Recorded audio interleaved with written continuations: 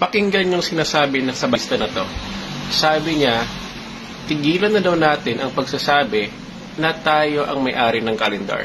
Watch this. Sa undangan na ang pag-ingon nga kamo ang tag-iya sa kalendar. Kay ang Dios may nagplastar ini. Ug niya ang pinakakaraan nga kalendar. Klaro kayo no? Sabado pag hindi mapahulay. Shabbat, Saturday, arang klaruha, busa. Dire na ta. Okay, unang-una, hindi namin sinasabi na kami ang may-ari o gumawa ng lahat ng kalendar.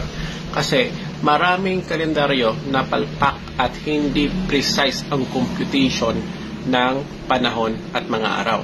Ang sinasabi namin, kami ang may-ari at sa relihiyong naming Katoliko galing ang Gregorian calendar. Okay?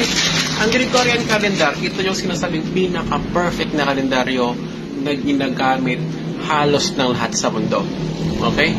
At ang Gregorian calendar ay inimbento, syempre, ginawa ng Santo Papa ng Iglesia Katolika na si Pope Gregory. Okay.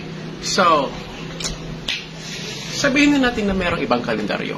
Ang sinasabi mong kalendaryo is a Jewish calendar. Okay. Pag ayaw mong gamitin ang kalendaryo naming Katoliko, yung ginawa naming kalendaryo naming mga Katoliko, ba't di kayo gumamit ng Jewish calendar?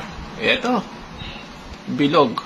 Bilog ang sinasabi mong kalendaryo ng mga Hudyo.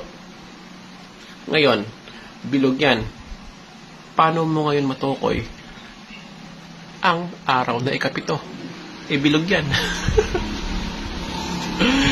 Yun lang.